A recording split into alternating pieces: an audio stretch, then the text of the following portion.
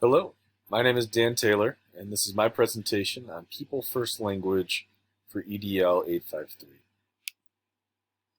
First, before diving into the topic of People First Language, I think it's important to establish context. And one of the things with this is that in a movement to establish more inclusive language and an inclusive culture within schools, we need to understand that not everyone feels that inclusivity. And it really starts with language, but also to our daily practices. And the fact that posted on the screen here, this quote, it says about 1 in 4, or 61 million U.S. adults, reports having some form of a disability.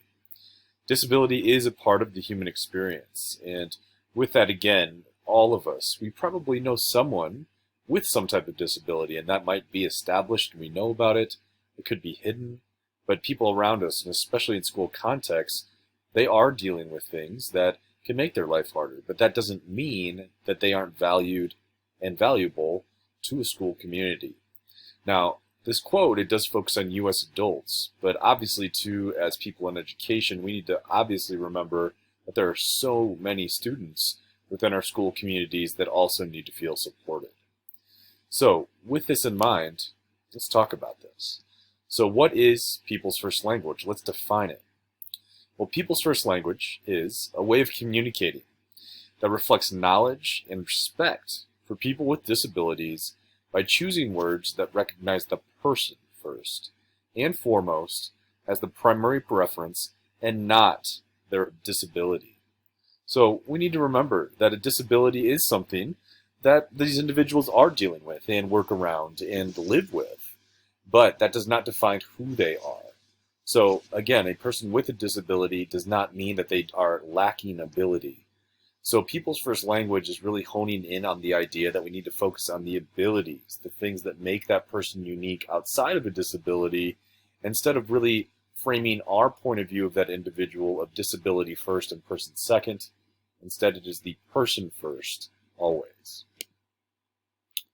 Now, an important thing to do is a self-analysis, and this is going to be critiquing language that's been used traditionally at Grandview High School, and this could be something that's in a daily practice, basic communication between staff members, etc.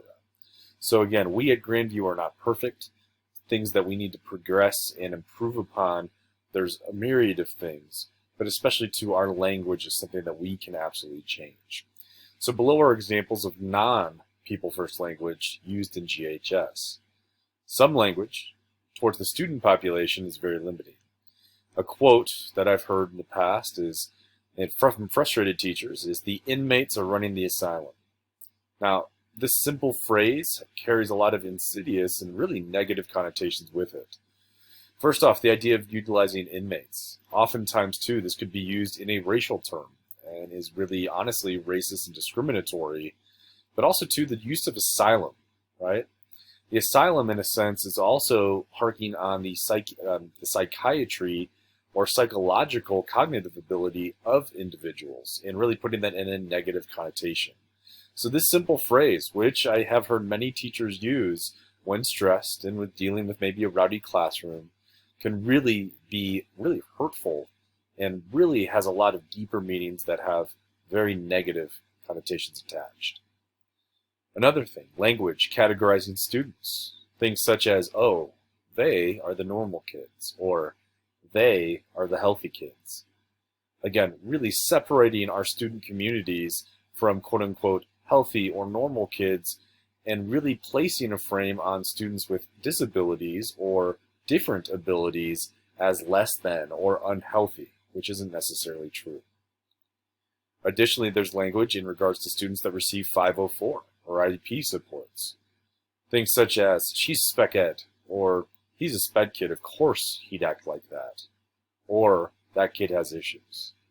Again, really putting a negative connotation on the fact that students with 504s or IEPs are just different, or negative behaviors are just expected of students with these disabilities.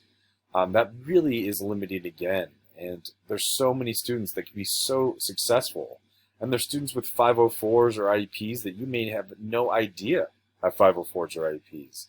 So again, just because a negative experience happens does not define the student. and we need to eliminate that language. Additionally, language that is limiting a person's ability is also a problem. So I've heard things such as this: "Wow, I'm so impressed he can do that with his disability." Or, "I thought he was slow. He really did that?"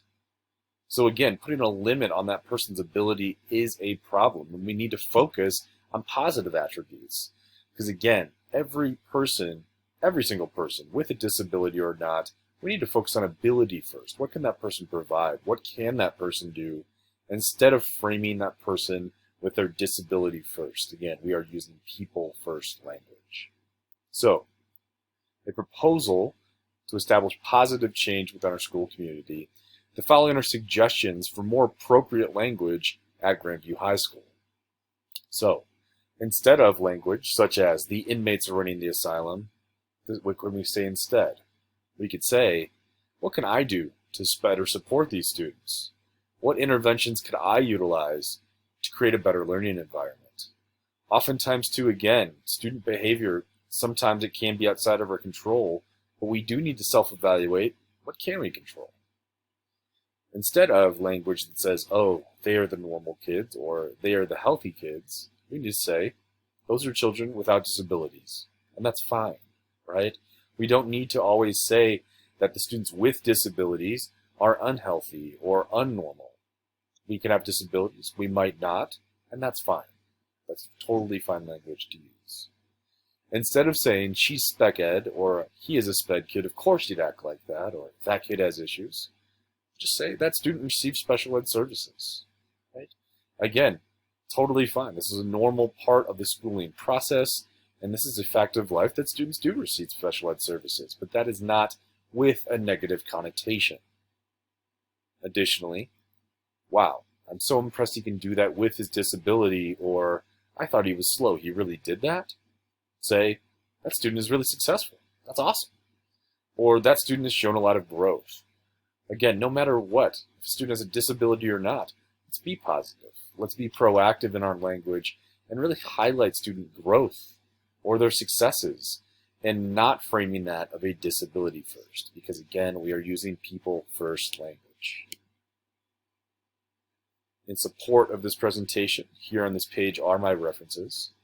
Thank you so much for listening to my video today. Have a great day.